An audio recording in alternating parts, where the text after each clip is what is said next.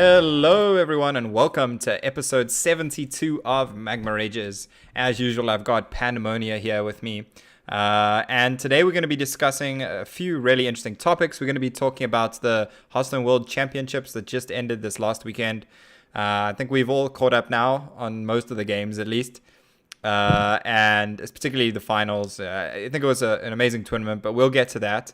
We're also going to look at our predictions versus how they actually panned out from our prediction video and the predictions that we discussed last episode.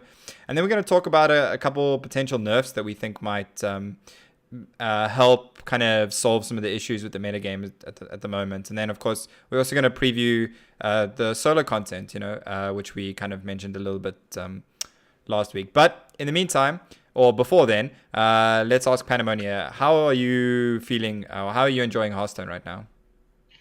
I must say I'm enjoying it a lot more than I have in the past while. I've been playing a lot of the Rogue and Warrior, which have obviously been two of the more popular classes. So you're enjoying winning. I've had some... Yeah, I'm enjoying winning, but I'm enjoying also the Control Warrior decks of now. It's like bringing both good and bad memories from, back in the day. Also when games went on for years. Which is both good and bad, Yeah, I know what you mean. Okay, yeah. I mean, I'm really enjoying Hearthstone right now as well. I think it's been a very long time since I've felt like when I stop playing and want to go to sleep, I'm like, actually, I want to play some more games. Or when I stop the stream, I'm like, I want to play some more games. Or when I'm just doing other stuff, I'm like, if I sit at my computer and I'm like, what game do I want to play? For a long time, it hasn't been Hearthstone. And now it kind of is. I don't actually want to play other stuff. I just want to play Hearthstone right now. Which is, that's exceptional for me. I think, the little break that I personally took towards the end of last year into the beginning of this year, I think has really helped me a lot. Sometimes those kind of things can be pretty beneficial, especially when you're playing so much of, a game, like we do with Hearthstone or any card game, any game, really. Yeah, sure. I mean, I haven't really taken a proper break, but I've definitely there've been times where I've played more Hearthstone. There's times where I've been playing less Hearthstone. But that's because you always have to complete your quests. I wasn't even doing quests in that time. Literally, almost no Hearthstone. Maybe I play on my phone when I went to the toilet, and that was about all the Hearthstone I played for almost 3 months. Anyway, getting back to the HCT World Championships that we were discussing. So we did a predictions video where we went through each one of the groups and how we predicted they would pan out and who would be the winner and runner-up.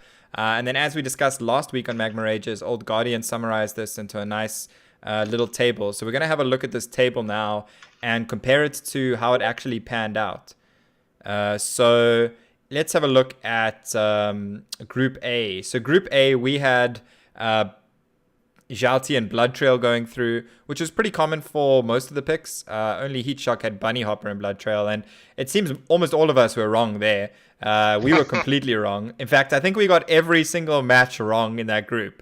So we got the first set of matches wrong, which kind of snowballed into every single match being wrong. And in the end, it was actually Bunny Hopper and SN Jing that made it out of the group. And I mean, Jing made it very far as well, making it to the semifinals. And then for Group B, we had Aleph Huing and Language Hacker making it out, which was the exact same prediction that all four of the groups had here. And everyone was 100% right with that group. In fact, I'm pretty sure we got we got the initial match and all the runners up and everything right as well. You kind of have to get the 100% winner and runner up prediction. So that was a good prediction there. Group C, we had Hunter Ace and Just Saying going out as winner and runner up respectively, and it was just the same two players but in the other order, with Just Saying making it out as winner and Hunter Ace making it out as runner up. So I mean, that's pretty good prediction from our side as well. I mean, I'm happy enough to get both the players right. So I think that's kind of a pretty good prediction there as well. And then in the final group, we once again had the right players but the wrong order. We had Viper coming out as the winner and Bloody Face as the runner-up, and it was just switched the other way around. So, I mean, out of the top 8 players, we got 6 out of the top 8, which is pretty good. So I think, all that work, that 2 hours we put into that prediction video probably seems worth it, right? Yeah, I'm not gonna lie. I was like, okay, I was quite surprised and something. And even like sometimes you like you're just cheering because then your predictions will be right? You're like, oh yeah, exactly. It gives you more up. of a vested interest in like all the games rather than just the ones that involve your choose your champions. Sure, yeah. And on the topic of choose your champions, both of ours were in the final. So I picked Viper, who came as the runner-up, and it was Hunter Ace that actually managed to take the championship and bring home 6 packs, I think it'll be, for Pandemonia. 4. No. Well, the thing I read today said that it was 6. I think they changed the way the packs work slightly. Really? Because it always used to be. It always used to be like minimum 1. I sent you a message earlier today with the link where it said that it was. Did you? Yeah. I think apparently Hunter Ace pickers or people that chose Hunter Ace get 6. People that chose Viper get 5. And then it's 4 for like the people that make the semifinals. Because the difference is with the championships, usually it's just all about making it to the top 4, right? So you can qualify for Worlds. Whereas this is Worlds, so they add in the extra 2-pack incentive for first and second. Oh wow! I literally I must check that. Yeah. So seems like you're going to be getting 6 packs. I'm pretty happy with the 5 packs though, and more importantly, getting to the actual games themselves. I mean, I think the final series was a real like amazing series to watch. Oh wow! Yeah, I watched it. I caught up today because I missed some of them. And the final, like spoilers, anybody, I recommend you go watch that final. Yeah, I mean, look, we're gonna talk about what exactly happened in the final. So if you just want to skip ahead to the Nerf discussion, I will put the timestamp in the YouTube description so you can skip ahead. Otherwise, just continue listening now because we're gonna talk about what happened in that. Specifically, that you want to start with that crazy game 5. Yeah. So game 5, it was Hunter Ace's Control Shaman against Viper Zoo, and sort of there was quite a lot of tension between the casters and Viper about Zoo and specifically about Archthief Reform. No, not Archthief Reform. Wow. Archthief? No, Archvillain Reform. Yeah, but I mean, I think the tension was between Soddle and Twitter regarding that card more than Viper himself. And then it came down to the Control Shaman versus the Zoo, and Viper did like what was I think quite a good choice, but a lot of people were kind of surprised. It was he kept Archvillain Reform in his opening hand as a Zoo deck against Control Shaman. I mean, I think that's correct. Yeah, sure, but I think it's still very unintuitive for a lot of people, right? Yeah, sure, it is. I mean, the stats tell you that it's correct in those kind of matchups, and the question is just how he played out his hand from there. Like, I think the key thing is, he had a pretty good hand otherwise. It was like Magic Carpet and a bunch of 1-drops, Knife Juggler and stuff, I think. Flame Imp or something like that. Like, it was a really good curve. And so he kind of curved out in the natural way for a Zoo deck. But the question you kind of have to ask is, like, because the Shaman has so much heal, is going for the kill them game plan ever actually going to work? Because, I mean, we saw the way that game played out was Viper kind of got to, I think it was turn 7, and put Hunter Ace under a lot of pressure, and then Hunter Ace stabilized with the Giggling Inventors into Walking Fountains kind of turns. And you kind of have to ask yourself, like, is it actually ever right to go face and go aggressive there? Or is it better for him to be tapping every turn and keeping the cards in hand for the Archvillain Reform? I mean, the other thing that the casters mentioned was that he didn't want to tap every turn because he didn't want to go into fatigue, when he did play Archvillain Reform. But I think that, personally, I don't think that that's as much of a concern as, like, with the legendaries, it's very important that you have options, because some of them in your hand are going to be really bad, right? Like Nat Paggles and stuff like that. So I feel like, in my experience playing Archvillain Reform, you kind of need to get a lot of cards in hand just so you have the options. So you can play the right ones in the right order to keep putting on pressure. Yeah, because ultimately, so between some crazy, between Viper getting 2 Azalinas. Yeah, those were nuts. And a Grifter that ended up giving him a Stranglethorn Tiger. A Stranglethorn Tiger that got cheated into play by Undasta. Yep. And the one Azalina gave him the Hagatha spell.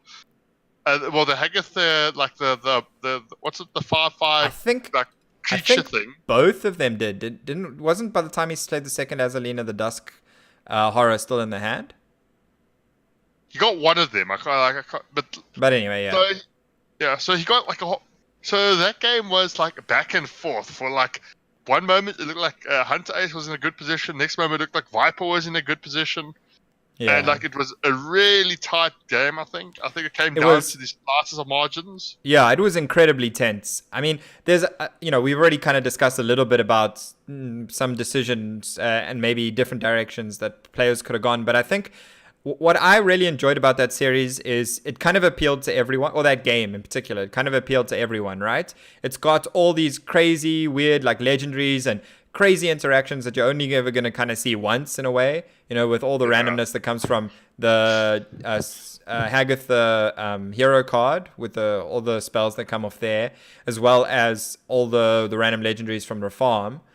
So you get a lot of the randomness that you're only going to see there. And then on top of that, you've got two players that actually piloted that very well in a really crazy scenario. So, I mean, we saw Hunter Ace hang on to Hex for the longest of time, right? Not taking some of the earlier tempo hexes that he could have done on even an Undasta or something. He saved it, I think, for later because he was worried about something like a Deathwing or just some really big legendary coming down that he didn't have another way to answer. So he tried to make the best use of all his other resources so that Hex was kind of his emergency button. And I thought that was really well piloted in that sense.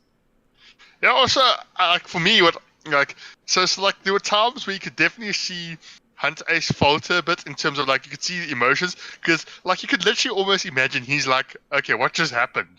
When the Azalina Viper played the Azalina, he's well, and then the joke was also because Hunter Ace's first few turns were really slow because his opening hand was double ancestral healing and a giggling eventer. Yeah. So it was almost then Viper could kind of see, oh, this is why Hunter Ace was not doing anything for so long. Yeah. But yeah, it was. And then eventually Hunter Ace, I mean, I think repeatedly you could see Hunter Ace was going, is this, asking himself, is this how I'm going to lose? Yeah, well, I think you in those scenarios you have to keep a positive mindset. I don't feel like Hunter Ace was thinking, is this how I lose? I think he was thinking what are the cards? What are the random legendaries that make me lose? I remember in one of the games, one of his previous games or previous series, Hunter Ace, they were talking about how he had been super prepared, knowing a lot of the random cards that you can get because of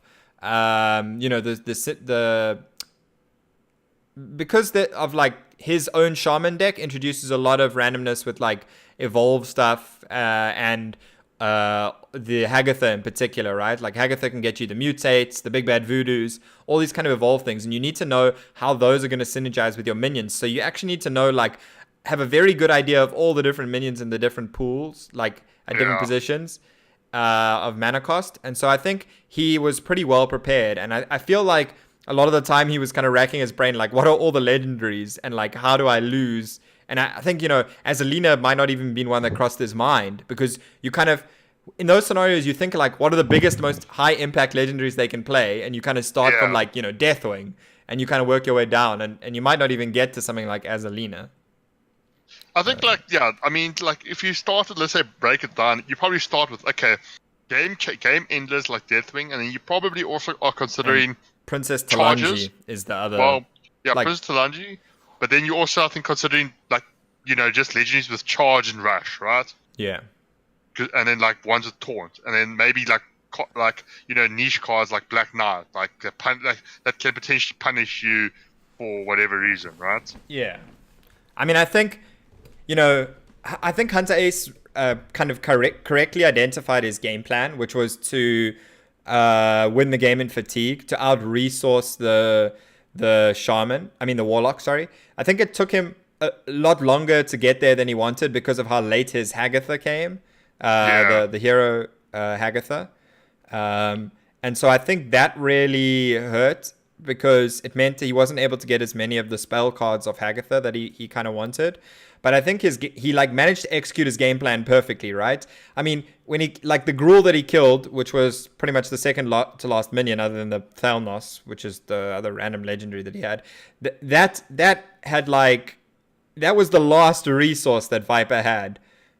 And I think that Hunter Ace did an excellent job, getting some really weird clears at different points so that he didn't have to use some of his more important resources immediately, I think that was like an exemplary piloting of kind of a control playstyle, right?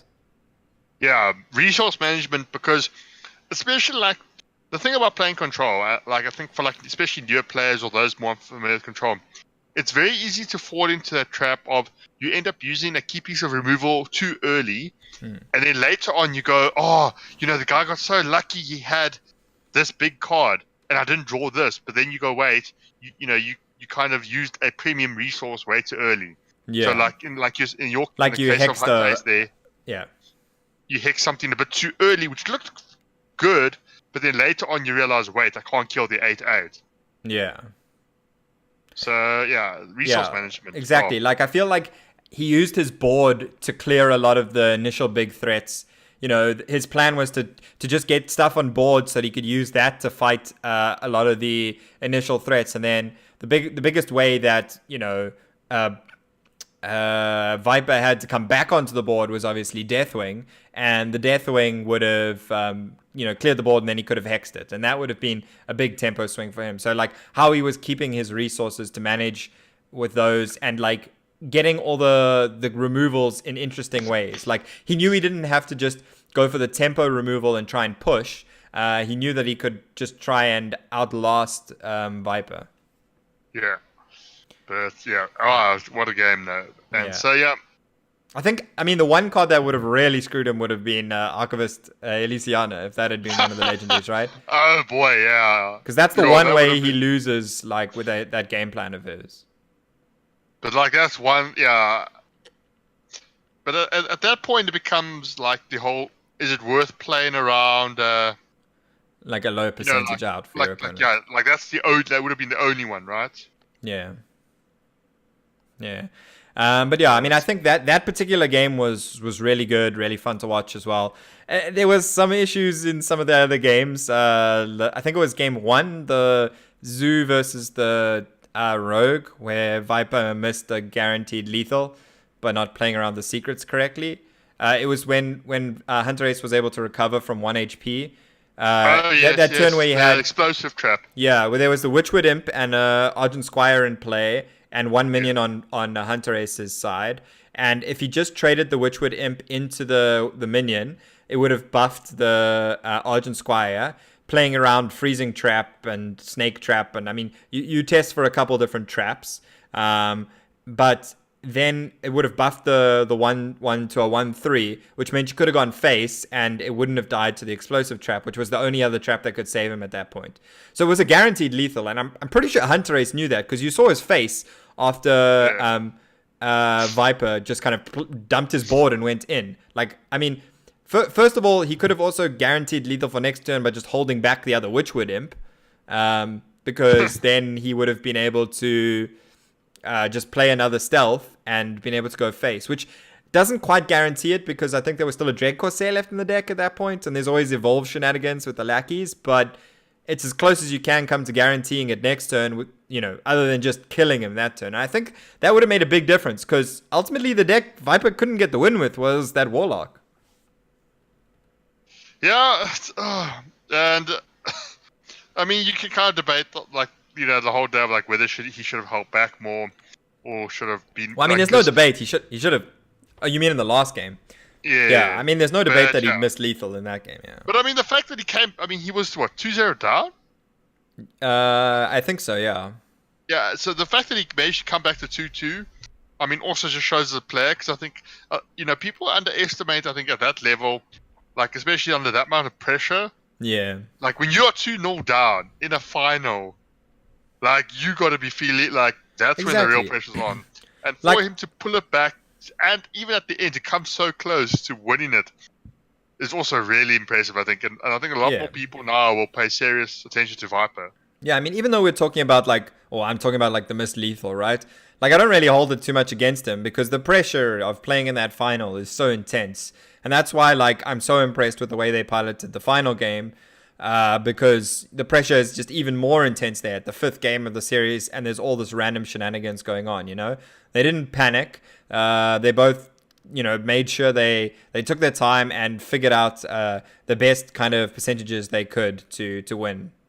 And yeah, ultimately, I think Hunter Ace is definitely a massively deserving champion. I mean, he hasn't had any big performances at any of the championships so far, but I think many players would have considered him one of the best in the world. And I mean, I think we even spoke about that in our predictions video as well. But yeah, I think Hunter Ace is exceptionally deserving. And I mean, I think I would have been pretty happy with Viper winning as well. I think it's really disappointing for some of them, the players that didn't get out of their groups. I think that's a really bad feeling when you go to something like Worlds there and you don't get out of your group. But yeah. Okay, so next on, we're gonna move on to some of the nerfs. I gotta have a second quick to solve some technical issues. Apologies. In the meantime, let's see. Hello, Pandemonia. Can you hear me now? Yeah. I Okay. think my connection just dropped for a short bit there. Yeah, I could hear you and see you fine. You weren't lagging or anything. You just couldn't see me apparently. Anyway, so I was saying, Hunter Ace is definitely a very deserving champion. For sure. I mean, also, I don't know if you mentioned, like, his results over the past year have been ridiculous. Yeah. So, like, a lot of people basically were just saying he was the chosen one. Yeah, I mean, number one's points earner in the world. The first person to reach 3-star masters. So many top 8s and top 4s in the HCT tours. He just hadn't had that championship performance yet until now, when it really mattered. Okay, so we're going to move on to the nerfs now, and we're going to start off. There's obviously two standout classes that kind of people are looking at for getting nerfed, and that's going to be Rogue and Warrior. Personally, I think that Rogue is just stronger than Warrior right now, and I'm not sure if Pandemonia agrees, but I think, yeah. So from a class point of view, I would definitely say I think Rogue's stronger than the Warrior right now. But I think what also plays quite a big role in the nerfs, in terms of which cards affect interactivity and like the funness of the game, I think Warrior is arguably a bigger offense. Like the cards we're going to be discussing now, the cards that would affect Warrior, I think are impact the gameplay experience of players far more than the Rogue cards do. Okay. Even though they might objectively be actually stronger, right? Yeah. So, I mean, I think we'll discuss this at the end a little bit as well. Like, if you could pick one card to be nerfed, even though we think there might be multiple ones, which one would it be? So I think I know what you have in mind based on that. And I might agree with you, but we'll see. Let's actually start off, though, with one of the key rogue cards, and that is Waggle Pick. So, Waggle Pick, one of the things that really stuck out to me about it when they revealed it was the fact that it's a 4-mana 4-attack weapon, because that's so important with Dread Corsair in particular. The Death Rattle, a lot of people talk about it being a downside, but there's so many ways to make it an upside in Rogue as well that it's pretty insane.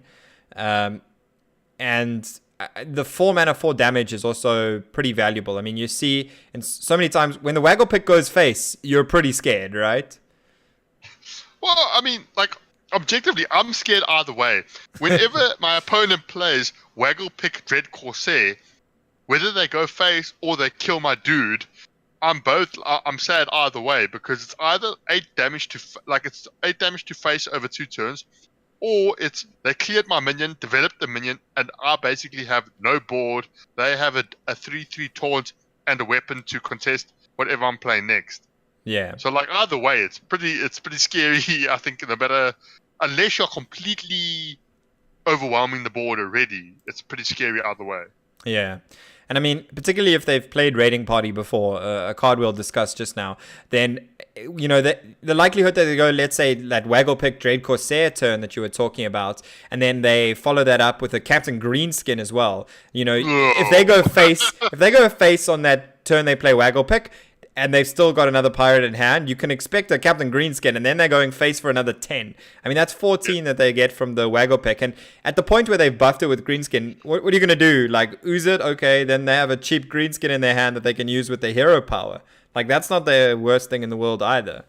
And I mean, a lot of people have been teching the weapon removal for Waggle Pick, but I'm not really even convinced that that's that good against it. Like, really what you want to do is be able to actually, I think, heal a lot of the time, because what a lot of the rogues want to do is just, you know, take that tempo swing you get from playing the Waggle Pick, playing some of the key lackeys and stuff like that, playing the prep turn, whatever the big tempo turn that you play, and use that to kill you soon. And the fact that Waggle Pick is 4 mana to deal the 8 damage over 2 turns, you get the Leroy potential as well on the combo. You know, I mean, even Miscreant. I mean, the amount of times, even just getting a 1 mana Miscreant is so good. Yeah, right? definitely. I mean, because then you get to play a 1 mana 1/5 that gives you 2 more lackeys. And for those of you who might have been asleep since the month released, lackeys are pretty good. Yeah, I mean, lackeys are definitely good, and we'll kind of come back to that one a bit. But I think Waggle Pick, the biggest defense, like, okay, so what we want to talk about here is also how we're going to nerf the card, how we might see a nerf of the card happening. And Waggle Pick, I feel like the best way to maybe nerf this card is just to reduce the attack of it, to make it a 4 mana 3/2 weapon. I think that could be pretty good. I mean, they could also remove a durability, but I think that would probably just kill the card. I think as a 4 mana 3/2 weapon, it makes us kind of want to consider a little bit more the other weapon options in Rogue, and maybe different ways to build it. Another way of nerfing it, I was just thinking about now. Okay, so the 4 mana 3/2 weapon seems a bit like also straightforward, but what about keeping exact the same but making the 5 mana? Yeah. That also then slows it down substantially while keeping the same stat line then. It because does. Then obviously you don't have to worry about raiding party into that, right? Sure, but your tempo swing turn of playing Waggle Pick and Dread Corsairs is still there, right?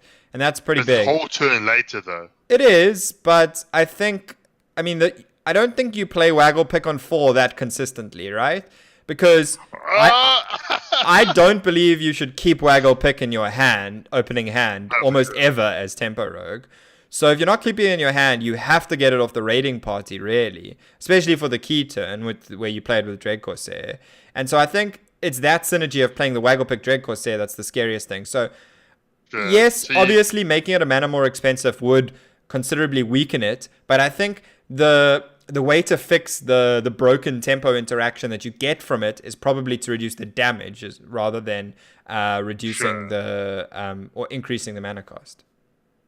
Sure. Yeah, so I mean, format realistically, I do agree with you. I was thinking of are there really other viable ways? But yeah, 4 mana 3/2 weapons probably the most reasonable, I think. Yeah, I think. Yeah, the sweet spot where it's maybe still playable, especially for some of the synergies where you want it to bounce stuff back to your hand. And it's not overbearing to the fact where you have that Dread Corsair turn. I mean, once again, if you wanted that Dread Corsair turn, you'd still have to do it on 5 then, because you could only play 1 Dread Corsair. You couldn't on turn 5, if this was a 5 mana 4/2, play 2 Dread Corsairs in that turn as well. So I think that would probably be the best fix I see to Waggle Pick. Okay, and then, I mean, we've discussed it obviously as well. The card that is kind of probably the offender for making Waggle Pick as scary as it is right now, and that's Raiding Party. Raiding Party just ups the consistency of Waggle Pick, and particularly the Waggle Pick Dread Corsair interaction. So do you think nerfing Raiding Party would be enough to mean you wouldn't have to nerf Waggle Pick?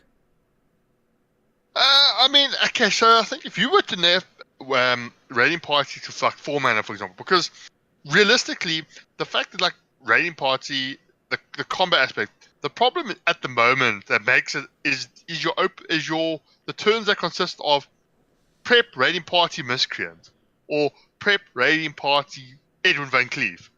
Those are kind of I think a lot of times your very problematic turn 3s, right? I think just prep raiding party, if you made it 4 mana, like, I think it would still be okay. Anyway, but you can finish your point. Sorry. But like, because I think by making it 4 mana, prepping the store, makes it 1 mana. But I think just that slowing that down, that extra turn, prevents, like I'll say, those those silly turn 3 players, which I think is what I think pushes it absurd a lot of the times. I agree. It makes it a lot harder to combo in non-prep scenarios as well, which is important because there's a decent amount of time you don't prep raiding party. At least when I'm playing the rogue, there's a decent amount of time I don't prep raiding party. My opponents always seem to do it, of course. But I think, increasing the mana cost would be important. It also means, like, let's say you coined a lackey and played raiding party on 3, it doesn't curve so nicely into the waggle pick thing either. You kind of have to prep it in order to curve it into the waggle pick at all, really. Whereas you could also backstab raiding party or coin raiding party, and then you're activating the combo and still allowing you to curve into the waggle pick. Whereas if it's 4 mana, you kind of have to coin raiding party, and then that's all you're doing for that turn. You can't do anything else with that 1 mana that you get from the coin, or you can't backstab raiding party on 3. So I think increasing the mana would definitely reduce the power of it. But I think what really makes raiding party so scary is, once again, that Drake Corsair waggle pick interaction, right? And you could fix that by changing waggle pick, but you could also fix it by reducing the probability that you're actually going to draw pirates off of raiding party, or the Drake Corsair particularly. If you changed it to draw 1 pirate and combo draw the weapon, that would also kind of change that. And I mean, the big question you have to ask when you nerf cards like this is that killing the like pirate archetype that they want to do? I mean, it makes Cannon Barrage a whole lot worse. Not that Cannon Barrage is particularly played at the moment, but I mean, objectively, 3 mana to draw 2 cards is still not bad, except now the problem is it's 2 specific cards, but you have to combo it. Yeah, I mean, so 2 specific cards is still better than just 3 mana draw 2 cards from your deck, right? Yeah, but now the question is the drawback of combo going to be worth it, right? I think it might still be playable at that point, but not. Would you prep raiding party if it gave you 1 pirate only? Not one pirate weapon. In existing tempo lists, no. But I'm saying raiding party might still be playable as a way to tutor waggle pick in a deck, let's say, that's more waggle pick synergy specific. Sure. Like, let's say we had a waggle pick combo deck, I would play raiding party like that in that deck, because then you maybe only play Dread Corsairs. Sure. So you can still kind of get some synergy there, or having raiding party still be able, like, or you could change it to, like, 3 mana draw 1 pirate and a weapon, no combo. But, like, I think that doesn't really seem very roguey. And I think maybe that would be too strong, not having any combo requirement. Yeah. So I mean, but raiding party, it kind of it comes down to, like you say, without that whole Dread Corsair waggle pick synergy, raiding party is not, like, broken, right? Yeah. Like, it's just the only reason it's broken, like, it's broken, is because of its other interactions. Yeah. The card itself, I think, is still probably fine. Probably, yeah. I mean, raiding party was one of the main reasons Pirate Rogue was good before Rise of Shadows. So it's not like raiding party is only really seeing play now. Raiding party has seen play since it was printed, pretty much, which is in Rusticon's Rumble, the most recent of the. While Kingsbane was a lot more, like, under the radar. No. Raiding party was being played with Shadowblade in Pirate Rogue. Like, that was the main way to. That was the best rogue list, like, before rotation. Like, raiding party entirely carried the deck before Rise of Shadows. So I think raiding party kind of deserves a nerf in a way. It's proven that it's very powerful even without the waggle pick. But I think it's the waggle pick stuff, as you said, that's really pushed it over the edge. Yeah. So, I mean, realistically, they could probably just nerf Raiding Party and like see and test the waters with Waggle Pick, depending on how they nerf it, or they could nerf both, and I think that might be acceptable. That might kill him. Well, I don't think that'll kill Rogue. Like, I mean, I think Miracle Rogue is still totally playable, and that plays, sure, but I'm saying that doesn't play either of Tempo those Rogue, cards. though. Like, I think it kills the main the Lucky Rogue as we know it right now.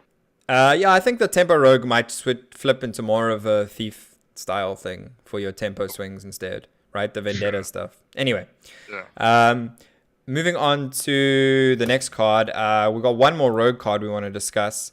We've kind of hinted at it and how powerful it is. That's Evil Miscreant. So Evil Miscreant is one of the cards with the highest win rate in the Rogue decks. The thing is that 2 lackeys is extremely powerful because there's only 5 lackeys in total right now. You have a very high consistency to get the lackeys you need. And I think that's one of the most important points about Evil Miscreant. But I also feel like when it comes to soul of the card, as Blizzard like to talk about, and the recent tavern brawl with the patron after the Warsong Commander nerf has kind of reminded us about soul of the card. I think that Evil Miscreant, you know, if we had to nerf it to maybe only getting 1 lackey, I think that would just destroy the soul of the card itself. I feel like, you know, lackeys to me are the important part of the card. Like, yeah, if it's not much better than an evil cable rat, right? If it's just get 1 lackey. So obviously there's a couple other things you can adjust with this card. There's the mana cost and the stats. I mean, for me, the best nerf to the card would be to change it to a 1/3. So that it doesn't stick around as much, so it doesn't get bounced as much, and it doesn't actually provide as much board control as it does right now. Yeah, sure. I mean, that feels like the most sort of intuitive change, because change it to 4 mana just doesn't feel good anymore. Yeah. I mean, 4 mana for 1/5 just starts sounding like really terrible. Well, I mean, we were saying 3 mana for a 1/5 didn't sound good. The one upside, if there is an upside to changing it to 4 mana, is that it makes Witchy Lackey better, which is currently the worst Lackey to get. I mean, it means you're now evolving from a 4 to a 5. It also makes comboing it much harder when it's 4 mana, which is obviously very relevant. But I feel like it's at a healthy combo state at 4 mana, at 3 mana. You know, but it's pretty scary when you play Coin Miscreant on 2. You know, you're getting a 1/5 on board. You have Rogue as a class, which is very good at tempo. You get that extra ping that you would otherwise get from just daggering up on 2, except now you don't have to take damage to get that, and you get the lackeys in hand, which are such a good way to come back onto the board. So it feels like you haven't really had to sacrifice tempo in any way there along the lines. And I feel like the point of Evil Miscreant was that you're meant to have to sacrifice tempo the turn you play it, and then you use the lackeys to gain back the tempo. And right now, it doesn't really feel like that. Yeah, I mean, now even Rogue has quite good win rate against aggressive decks because the Miscreant plus the Lackey follow-up. And, I mean, if you just look objectively, like the summon, I mean, I don't know their names, but the summon a 2-drop Faceless Lackey is pretty good against aggressive decks. Discover the Spell, not so much. The deal 2 damage is pretty... I'm just going to name them as you go. the deal 2 damage Lackey, I think Cobalt Lackey. Yeah. The Rush one, the Rush Lackey. And those 3, okay, then the Evolve Lackey, not so much. Yeah, Witchy Lackey kind of sucks, but like, so out of those 5, 3 of them are usually pretty good against aggressive decks. Where a lot of times Rogue has been traditionally quite weak against, especially in the early game, right? I mean, we've seen, if you look back, Rogue was always a lot weaker in the early game because on turn 2, you had to generally weapon up, and then it was all about trying to recover the board with things like Backstab, SR7 Agents. Yeah, look, I mean, Rogue's been always reasonable at single target kind of aggressive decks. If you just play 1 minion a turn, they've been good at that, right?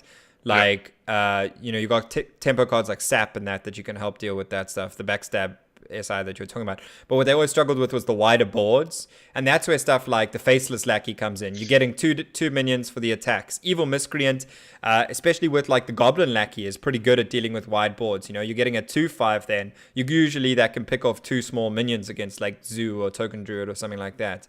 Then obviously with the Goblin Lackey, which is the rush one, you can also rush in some of the other lackeys. The Cobalt Lackey helps you pick off a small minion.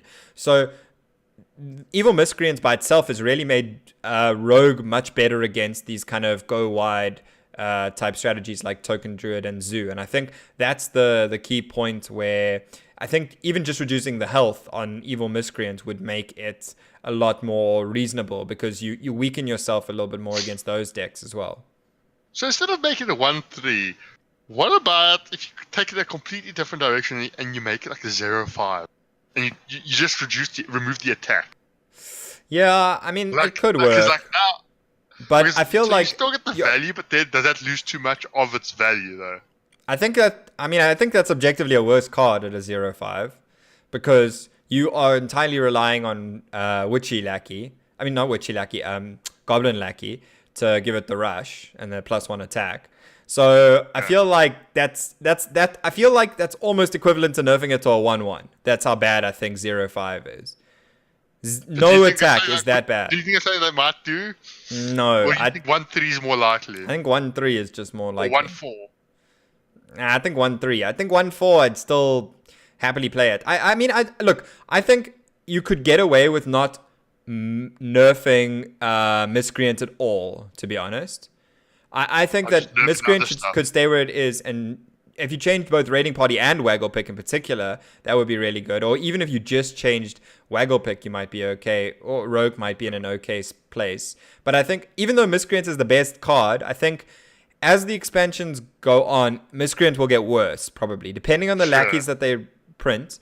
But they are planning on releasing more lackeys with the new sets, and that's going to dilute the pool more, which means the consistency, which is a very important factor from the Evil Miscreant that you get, is kind of reduced. So yeah, I mean, I really like Miscreant. I really like the gameplay it provides. I don't think it's too bad to play against. I think it could escape the nerf bat for now. But I can also see the 1/3 nerf, and that's a nerf I'd be okay with them doing. Sure.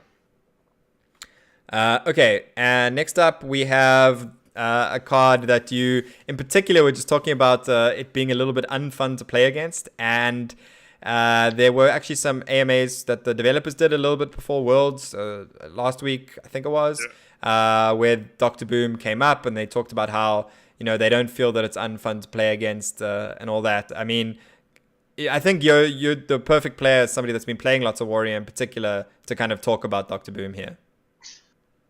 So Dr. Boom, it's one of those ones where I think when there were the other Death Knights, it felt a lot more balanced, obviously, because every class had access to, you know, Death Knights, which had cool battle cry effects, and also cool, you know, extra hero powers. The problem, a lot of people have been discussing, but one of the key I would say issues with Dr. Boom right now is, so the hero powers, they're all obviously strong, but the random element kind of keeps them in check. But like the major aspect of Dr. Boom that I think many people kind of feel it causes the problem is the giving all your minions, all your mechs rush, which means that all of a sudden from nothing, you can basically, and I mean, like we were discussing earlier, the big case in point is a Mega Defender. A Mega Devastator. Turn 10 off, Devastator, sorry. You play Dr. Boom, and then let's say by turn 10, you play a Mega Devastator to kill one of your opponent's big things, and then it rushes and kills something else. And the problem, the fact that all your mechs do that, so then one the Dr. Boom Hero Power Delivery Drone, where you discover a mech, now all of a sudden that mech also has rush. And Omega Assembly, you can get even Omega Assembly, more Omega Devastators. I mean, the game, if your opponent plays 4 Omega Devastators in a game, you're losing, I think, like almost right. And even always. Or multiple Zodiacs a lot of times as well. Yeah. And so the problem is that whole old school notion, like, you know, we act like the sort of the traditional oh, the warrior is running out of cards in his hand. Then they play, then they discover Discovery Joe, then they Mega Assembly, and all of a sudden they've got all these resources and they can just swing the board like this. Yeah, and it's not just that they have resources, right? It's that all those resources are removal. Every single mech is removal. It's just differently sized removal, and that's what makes Control Warrior. Developing bodies a lot of the time, so it's like it's discovering bodies that remove and a lot of the time stick around. Yeah, I mean Dynamatic's another good example, like something that can kill stuff on the board and then still stick around. Like if there's only 5 stats or something. But Dynamatic, I don't feel is a problem. I still think I think is okay. I'm not saying the card is a problem. I think, I'm saying Dr. Boom with Dynamatic. Like Dynamatic is one of the other like really good mechs to get. In synergies that synergize extremely well with Dr. Boom. So it's just that. So I think one of the ways you could fix it. Some people have been speculating. So the one extreme one is to just go, okay, remove the oil mechs, get Rush completely from Dr. Boom. I mean, you say extreme, but that's the one I've been kind of hoping for. A lot of people are hoping for that, and basically you keep the rest of the hero power stays the same. It's just now your mechs don't have Rush.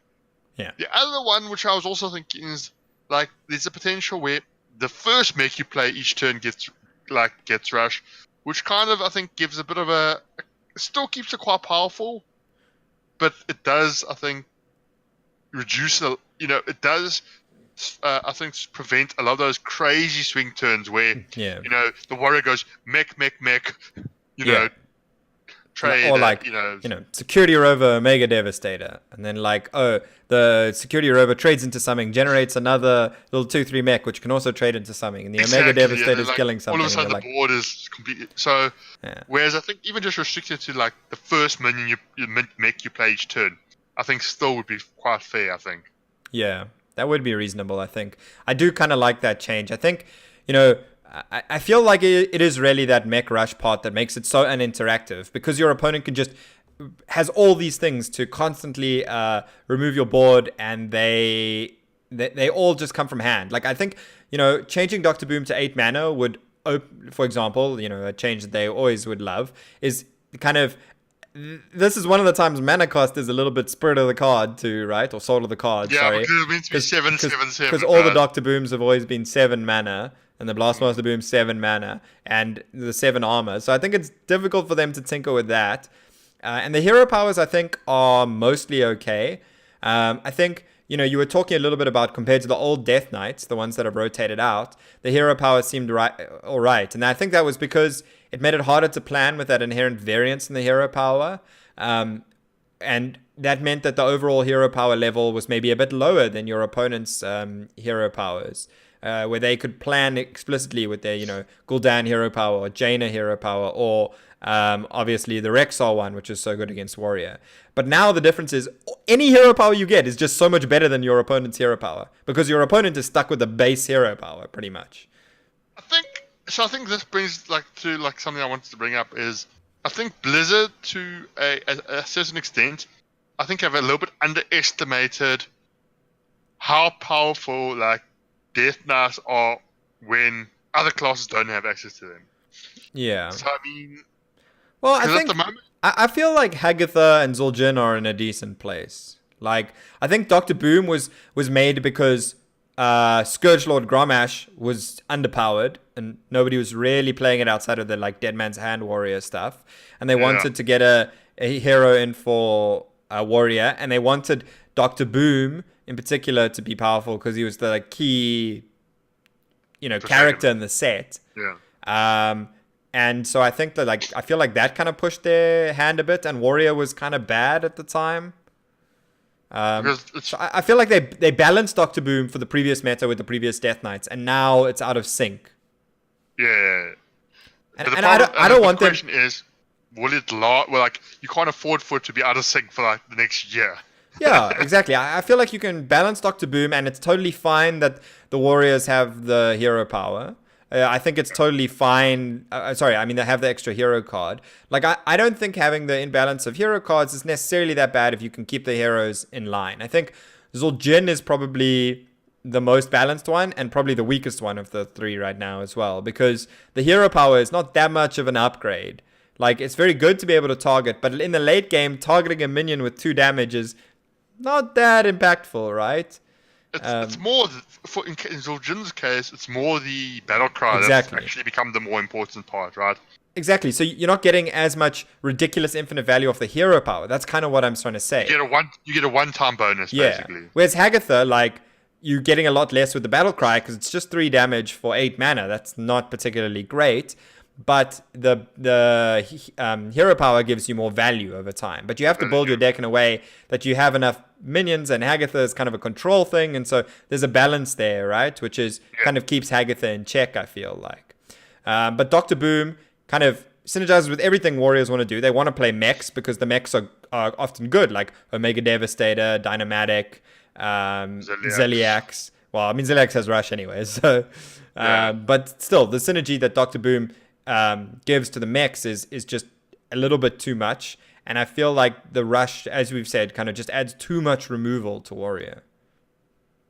So, yeah, it feels like you can basically just never generate a board after they play Dr. Boom.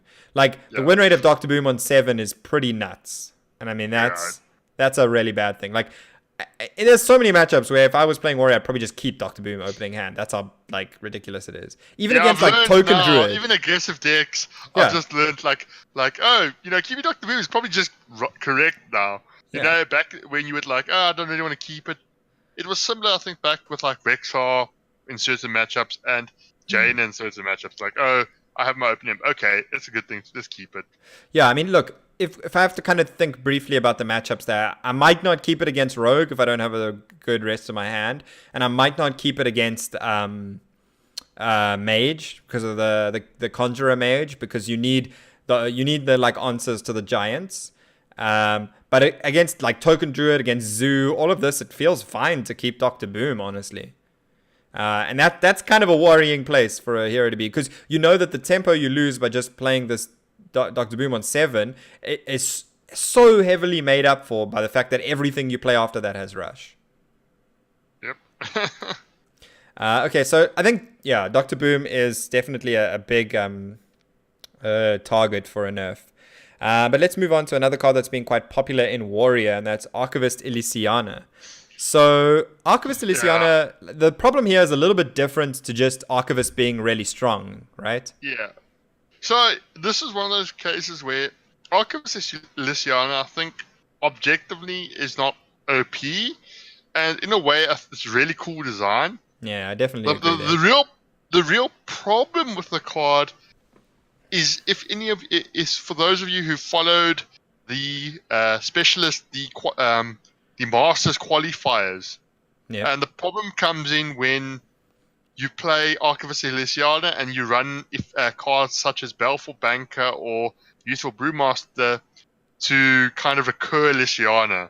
And then the problem becomes these mirrors become a complete clown fiesta, because it becomes who discovers better cards of the 5 cards, but also it becomes a case of games can go on for a ridiculously long amount of time. Yeah, I mean, very often going as far as the turn limit.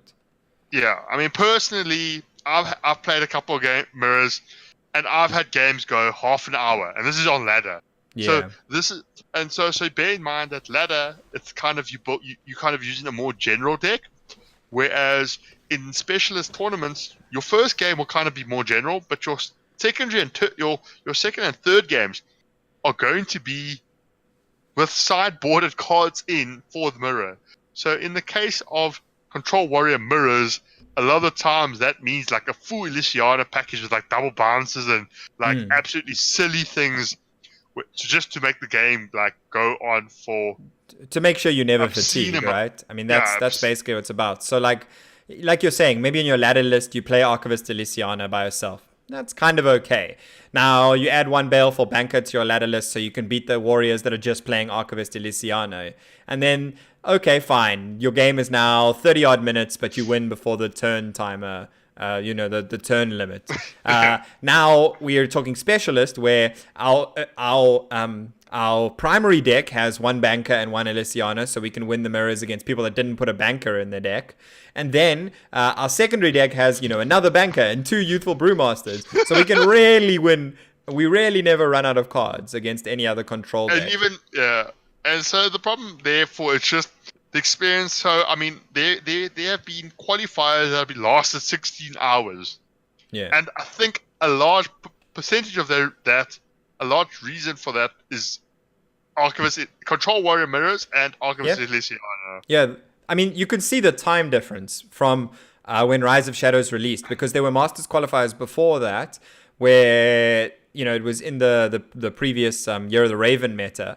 And now, where Mid-Range Hunter was the most popular deck. And Mid-Range Hunter Mirrors are not exactly the most grindy thing, even where they got Deathstalker Rexar, right? You're not reaching the turn limit. Yeah, you're not reaching the turn limit. No, sometimes you can maybe both fatigue, but you're not reaching the turn limit.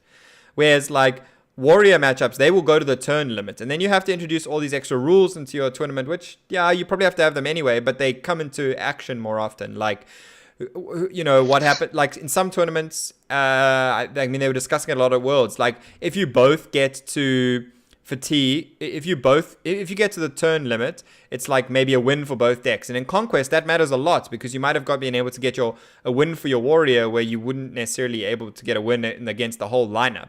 Or if it goes to game 5, you have to it goes to highest health total. And then we see people putting in stupid cards like Dr. Boom's Scheme, which is just a terrible card.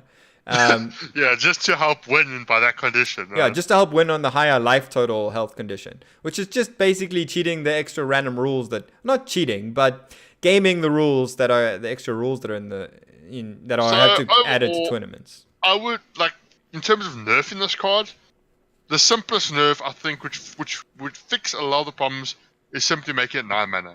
Yeah. And then obviously just making sure you don't print a 1 mana bounce.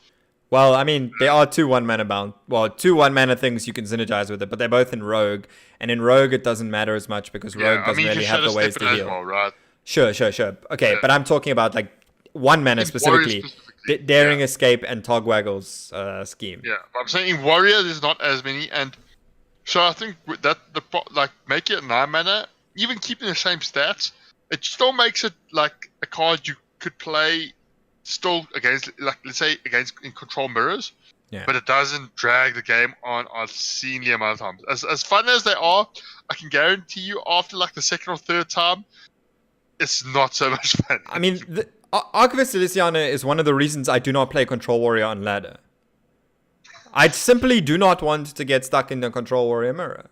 It's actually one of the main reasons I think Control Warrior is underrepresented on ladder.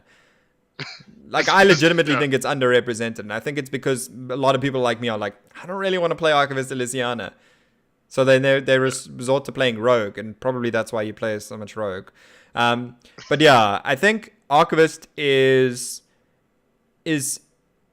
presented a bit of an issue, especially in the specialist stuff. There is one other saving grace, maybe, and I know you're not the biggest believer in this, but having some a way to beat the Control Warriors in the mirror is actually to run the Mechathune package instead, because then you actually have a win condition that isn't based on fatigue. Well, it solves the problem of Specialist. If enough people start playing the Mechathune package, it's not going to be worth playing Elysiana anymore. But it doesn't solve Elysiana for the future for everything, right? Let's say it becomes more popular in Control Shaman, and let's say Control Warrior goes away when they nerf Dr. Boom or something, right? And now we've got Control Shaman mirrors. We're going to have the same problem, but it's now you can still have the Elysiana banker thing. So I think ultimately what I'm getting at is I think the nerf to increase the mana cost on Elysiana here would probably be the best option. But it fixes it for most classes except Rogue, and Rogue a lot of times doesn't really work. Yeah.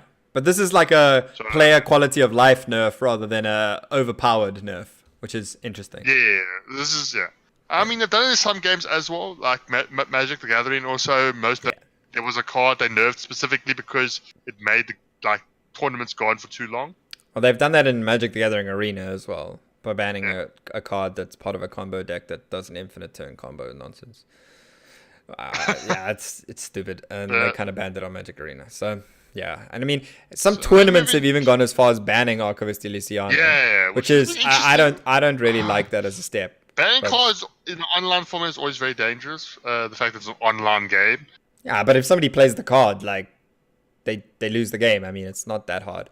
It's the same thing with specialists. Like, it's hard to enforce until somebody plays the cards that are not in their deck, not supposed to be in their deck, and you're like, Anyway, that's a different problem about the game client and how it could help facilitate those things. And then moving on to the last card, like what we is kind of this card. So this is a mage card, Conjurer's Calling, and this has actually popped up more recently, I think, as a sort of an issue, and it's mainly because of now the deck, which has become known as by various names: Hand Mage, Conjurer Mage, Khadgar Mage, Summoner Mage, and basically it revolves around playing playing very few spells in your deck, playing lots of minions, and playing cards such as Mountain Giant and other sort of and a whole bunch of cards that are sort of overcosted in a way, but have like effects. Yeah, or have other ways you can cheat them out, like Rabble Bouncer. Yeah, Rabble Bouncer. So the reason why I think Conjurer's Calling, it's because it just reeks like when your opponent plays like turn 3, like plays turn 2 Book of Spectres, turn 3 Mountain Giant, and the turn after Conjurer's Calling, and then like the turn after go like Khadgar Conjurer's Calling. It's like sure, if you play that you feel pretty good, but it's just like if you're on the receiving end, it's very non-interactive. Yeah. So it just feels like you need a very specific set of answers, no matter which deck you're playing, to be able to deal with that, right? Yeah, I mean, look, to me right now, I don't think you necessarily need to nerf Conjurer's Calling.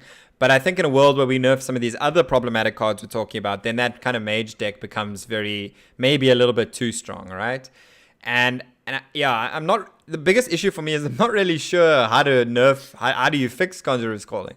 Because the broken interaction is arguably not with Conjurer's Calling itself, it's with Mountain Giant, for instance. Like, it often feels okay with the other cards because there's such variance you can get. But with Mountain Giant, there's no variance. It's either Grave Horror or Mountain Giant. Every time. And the problem is 3 mana 8/8 into 3 mana to spawn another 8/8 or 7/8 with taunt into 5 mana for an extra 2 8/8 or 7/8s. I mean, feels it's not cool. It's like in the old Q-Block days, right? Where they were going Mountain Giant into trade with the Giant and then Cube Dark Pacted or something. Or like even before that, the old Handlock days where they were going Mountain Giant into Faceless Manipulator on your Mountain Giant. Getting out 2 8/8s that early is so powerful, especially when you can actually like essentially trade with the first half of the 8/8 and then you get like a fully healed one back. So yeah, like that one is just, it's really not a, I mean, sure. I mean, even if you, I think because you've played quite a lot of this deck, and I mean, we even joke, but like when you play turn 3 Giant to like turn 4 Conjurer's Calling, like it doesn't really feel fair, right? A lot of the times. Yeah, I mean, I think the one other big thing is that because Grave Shambler has taunt, now like I don't think you can actually change Grave Shambler to solve this. Or you could maybe reduce Grave Shambler's mana by 1. I don't think that would make Grave Shambler OP. Oh, sorry, Grave Horror. Grave Horror. But because it has taunt, it means you can roll the taunt off the Conjurer's Calling, which is also super important because it's so hard for aggro decks to like race you down, because you've got the chance of rolling the taunt. So yeah, I mean, look, Book of Spectres is the thing that enables this deck largely, because that's kind of what enables you to play the Giant on 3, like you mentioned. But I think Conjurer's Calling is also quite strong there. And I mean, I'm not really sure how we change it, to be honest. Like, if you increase the mana, obviously that's going to make it worse, but probably doesn't make it unplayable. Probably still okay to play that deck. So if you play Giant on 3 into Conjurer's Calling on 4, you're still happy with that. Or even So this Giant on comes 4, down Conjurer's to Calling on 5. whether Blizzard decide, it's their level of uninteractivity yet, right? Yeah. But I like, think the change I would probably most like to see is to change Grave Horror to 11 cost instead of 12. yeah, It's weird. like yeah, but then all of a sudden, next meta breaker, Miracle Miracle Priest. Priest. Well, I mean, I don't think. I mean, rarely does one spell make a difference most of the time in Miracle Priest? I don't think so. I know, fair enough. You sure. could probably increase it to 13 if you wanted, but then that also changes the evolve pools quite a lot. Yeah, I mean, changing it to 11 also changes the evolve pools, because now we have an evolve from 10 to 11, which means then we can then go from 11 to 12. But anyway. But yeah, I mean, so that's also kind of more the, like, I mean, that's like, is it overpowered? Is it uninteractive, or a bit of both? But I think I'm just calling them. They might because Mage isn't exactly. It's emerging, but it's not like the top right now.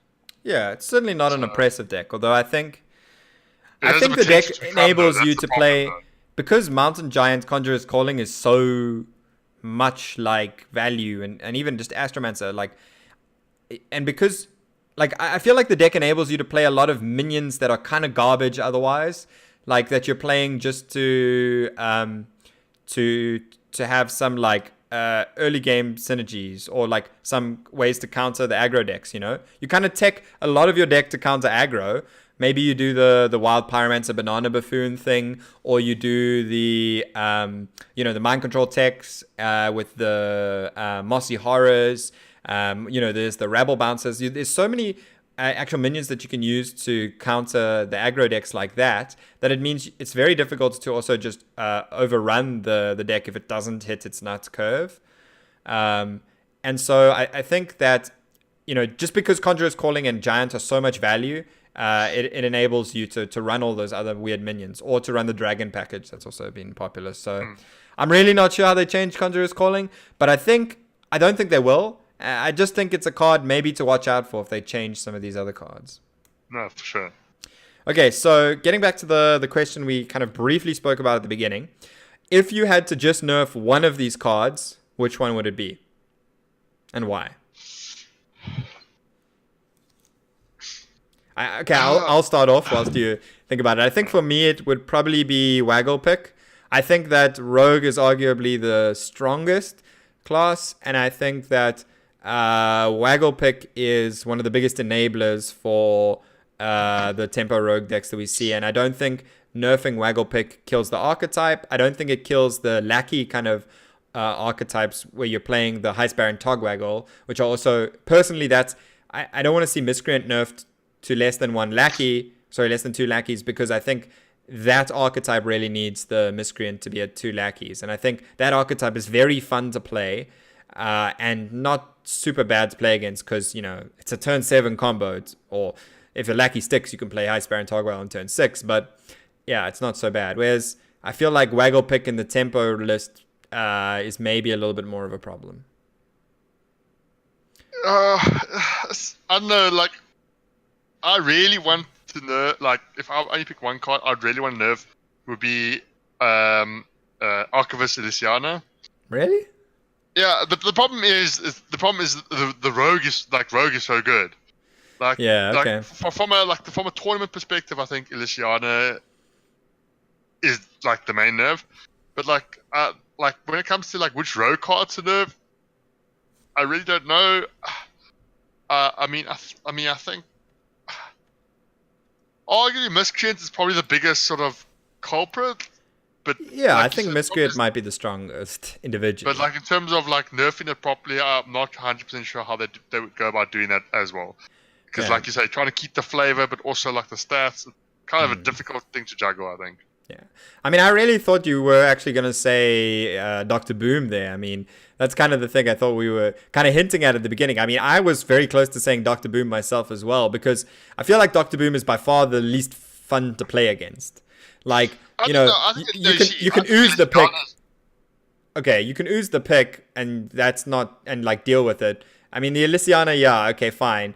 50-minute games are not fun. That's the thing. That's what I'm saying. I think the Elysiana is less fun than But that's than only if the you're boom. the one also playing a control deck that's trying to fatigue your opponent, right? Like the conditions that are need to be met for, like for ladder, let's say, are a lot lower. Whereas like I Oh, feel yeah, like okay. Doctor Boom is just always unfun to play against, no matter what class you're playing. Yeah, okay, I guess so. But like, okay, maybe I'm just looking at too much from a sort of a competitive tournament format as well. Yeah, yeah. So I mean, okay. Overall, then, like we've discussed the cards. Maybe the one that we would pick if we were forced to only pick one, but thankfully and hopefully that's not what's going to happen. They won't just nerf one card. So out of all these nerfs, which ones would you like to see? Which grouping of nerfs, and what changes would they be? You don't really So have to I go think, into why because we've discussed that. so I think realistically, we could probably expect like like the Waggle pick nerf to like to a 3/2 weapon, and like Doctor Boom remove the rush, or like an Archivist nerf. Okay. And maybe I mean we could maybe see like a Waggle pick nerf, a Doctor Boom, and a Lysiana, because like to kind of cover their bases, because the Lysiana problem is mainly specifically it's the specialist tournament problem, right? Yeah. Whereas like Doctor Boom and Waggle pick are like ladder as well. Yeah. And so I think we could see like 3 card nerf, maybe even more. Yeah. I mean, for me, the highest priority would be Waggle Pick and Doctor Boom, and I would want to remove the rush completely, or maybe we could try that only first minion has rush thing. Although I'd still kind of like to remove the rush completely, to be honest. I think Doctor Boom would be fine like that. Waggle Pick, I'd also, once again, the 3 attack thing. And then I think that Raiding Party would probably be the next priority for me, because I think Raiding Party is a design space issue for printing good rogue weapons, and is probably a little bit too good anyway. Proof was in the pudding beforehand, before Waggle Pick as well, that it was really good. And then, the Archivist as well for the tournament stuff. I have to agree, I'd like to see it at 9 or 10 mana. Yeah, because like So we can- like I say, it's that's more from the competitive specialist tournament aspect. Yeah. I'd be very happy if they just did those 4 and didn't touch Miscreant. But once again, I think that the little Miscreant change you mentioned, I'd be okay with, as long as they don't remove it to less than 2 lackeys. That would be a problem to me. Okay, so I mean that is quite an in-depth kind of discussion on the much more competitive side, but there is one other thing left for us to talk about, and it's definitely far less on the competitive side. So do you want to just talk about the solo adventure and give us an idea of exactly what this solo adventure is going to involve? So yeah, we've mentioned it a couple times before, but basically in the coming week, so early May, they're going to be releasing the solo content, and Unfortunately, it seems like Panamonia has frozen on me right at that point. Let's get him back quickly. Hello? Okay. Hello? Okay, take it from the top. The solo adventure they're releasing in May. So the solo adventure, yeah, it's been punted to release in May, so probably like early May, so probably in the next week or so. And it when they announced Shadows, it was quite a big talking point, because it seems like they've completely overhauled, as well as they're going to add quite a lot of content to it. Mm-hmm.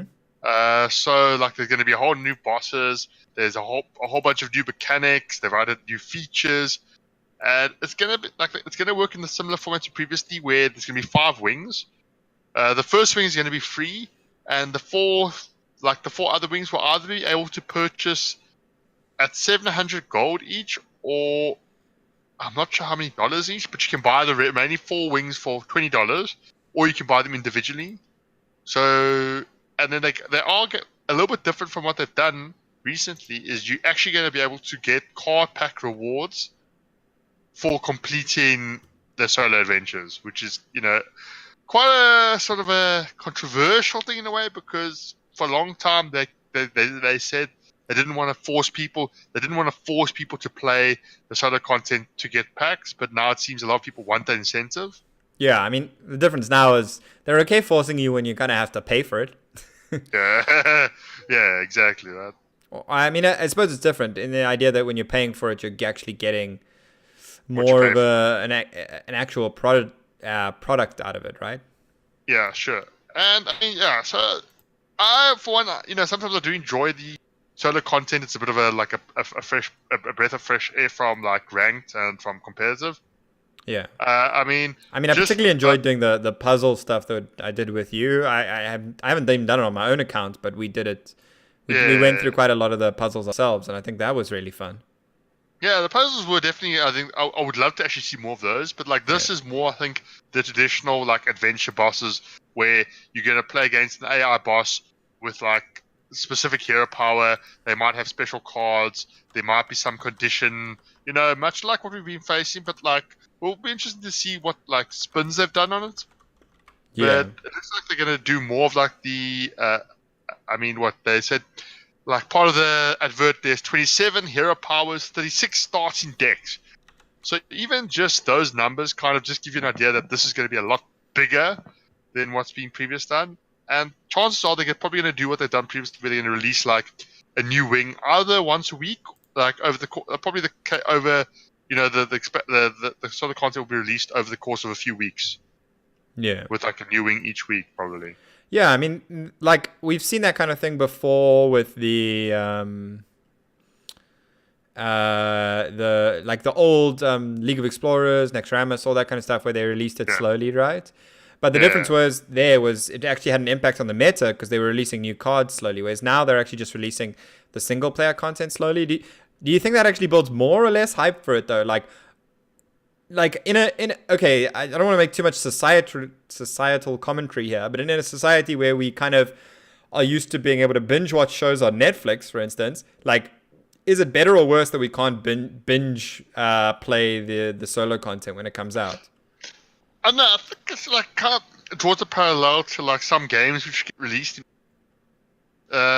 the sense that I think like you generate the hype, and the fact that the timing between them is not too much, I think gives people kind of the time to you get to enjoy this bit, and then you got something more to look forward to. Like, because the problem I think what is happening with if they release like, let's say, all the content at once, is then you get like people who literally go like binge watch or binge play it, and then completely decimate in a short period of time. Whereas now you kind of force people to kind of let's say if they do finish it the first week or weekend, and then they have to wait a bit, and it kind of just I think maybe prolongs it a bit. I don't know.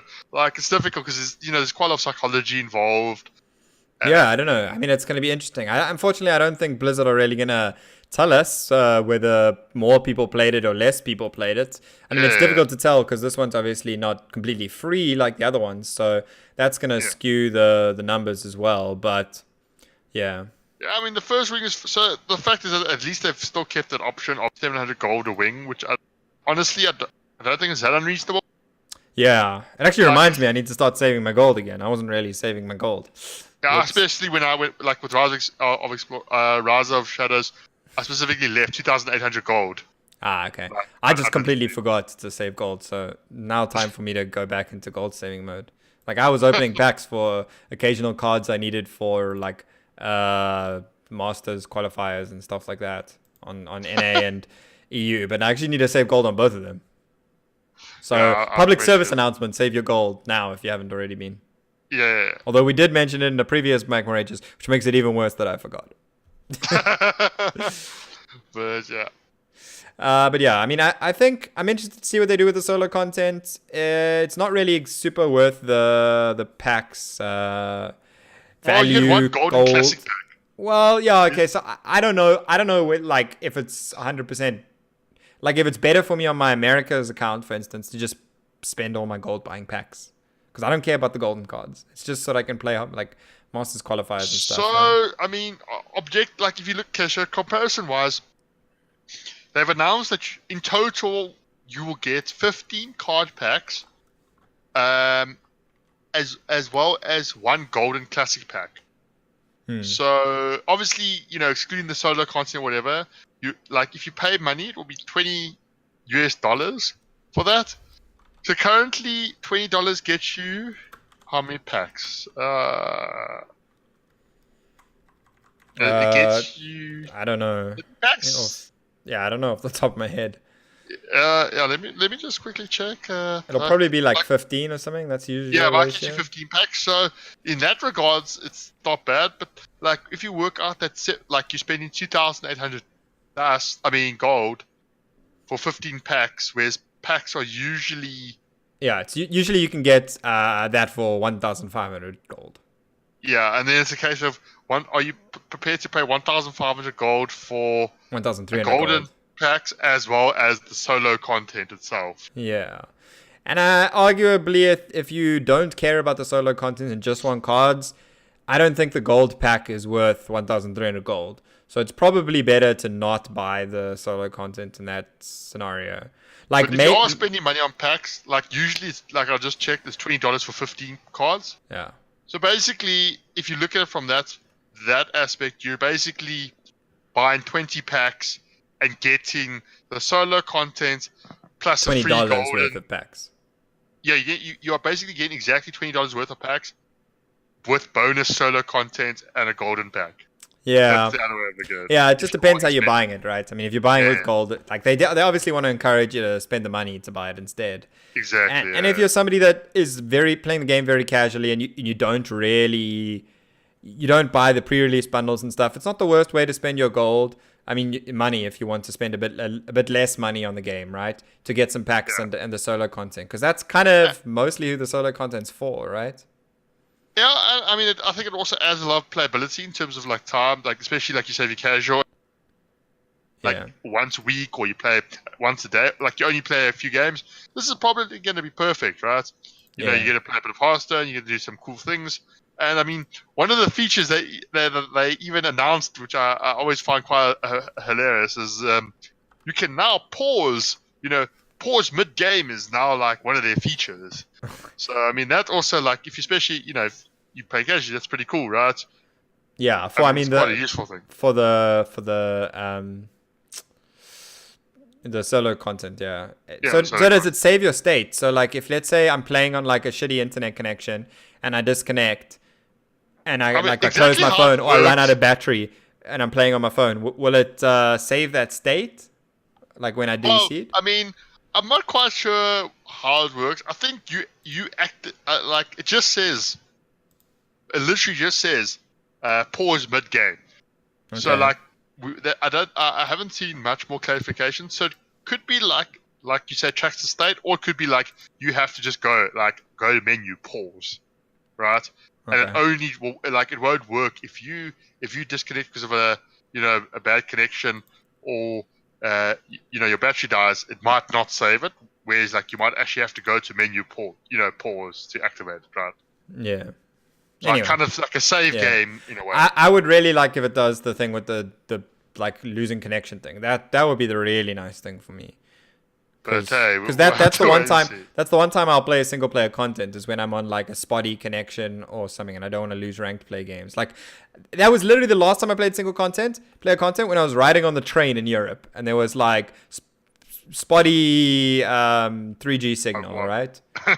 Like sure. Yeah, that was the last time I played the single player content. And that was exactly a year ago. Actually, no. Oh, wow. I did play a little bit of the puzzles, but like I never played much on my account. It was always co-oping with you, helping you finish them before your OCD completionistness killed you. But yeah. Okay. We got one question from chat, which we can answer quickly. Graves was asking, who do we think is going to win Metal State Season 1? So I'm assuming he's asking about the Pro Series. So I just quickly had a look at who's actually in from the qualifying stage. And it seems to me like, assuming all these players are actually going to sign up and everything, it'll be Vivid, Golgren, Shapeshifter, Tranquil Fern, Mikajima, D-Devil, Simples, and of course Graves, which is why he's asking. So, I mean, is there anyone that's standing out for you there? I think for me, it would probably be... Vivid's been in really good form recently. I mean, he won the WESG qualifier, beating me in the finals. So that always feels bad. Why are you laughing at me? That's so mean. Honestly, that was very, very mean, Pandemonia. I think like Vivid's definitely one of the like top picks, I would say. But also someone who I've been doing really well in ladder lately is Simples. Yeah. And speaking he's of been him playing Magma Ragers as co-hosts or hosts in finals, he played you in the VS Gaming Championships finals, so the last one, which and at least you won that one. Sure, but no, but I'm saying Simples, like I've been seeing, he's been holding top 100 EU legend. Yeah, that's good. Which, I mean, it's pretty. I think it's quite a good achievement. I think. Yeah, so he's obviously playing quite a bit. So I think those would be the two standout players for me. I mean, Grays, if he actually brings his A game, although I've barely seen Grays playing much, so I don't know how much he's been playing, but he's also obviously been around for a long time, and obviously an experienced player in tournaments and stuff. So yeah, I mean, I think those would probably be my favorites if I had to pick, but it's really gonna really depend on who's able to actually nail the specialist format, and because this is for some of these players, it's probably going to be the first time playing specialist format. I mean, we had the WCG qualifiers, and that's probably the only other specialist format some of these players have played if they haven't been playing Masters qualifiers. And I haven't seen many of the South African players in the Masters qualifiers, so I think it's going to be interesting to see who can best nail the format and predicting what the rest of their kind of Pro Series group is going to be bringing. But that brings us to the end of this episode. Thanks a lot, everyone, for sticking around. If you're new to the podcast, make sure you subscribe, and particularly if you came here off the Evil Essentials video that I did for Blizzard. I know we got a couple new subscribers to the channel from that. Shout out to Blizzard for hosting me on or featuring the video on the launcher there. We're going to be doing these podcasts on a weekly basis. At this point, we're pretty bad about the day. To this week, particularly, we wanted to record it as soon after the World Championships as possible, to kind of have the freshest takes. We're definitely going to be trying to do it more regularly and kind of nail down a day. So make sure you check in for the podcast every week, and feel free to give us any feedback, give us any questions. If you have any specific questions for the podcast, you can kind of just drop it in the YouTube comments, and if it's a longer question, for instance, we'll maybe answer it in the next podcast episode. Thanks a lot everyone for sticking with us. Thanks Pandemonia. And let's see if we get some news on the nerfs before next week. Otherwise, we've got some other topics lined up that we want to talk about, maybe talking about specialists and more, and the upcoming Masters what's like tour stop? No, I was gonna say tour stop in Vegas. It's the next Masters tour event. The Master Tour event in Vegas. So we've got a couple topics to talk about next week if we don't get any news on nerfs. But I think it's been kind of fun to speculate on the nerfs as well. Thanks a lot everyone. Make sure you like, subscribe, comment, share, all those things that everyone on YouTube asks you to do. Thanks. Cheerio.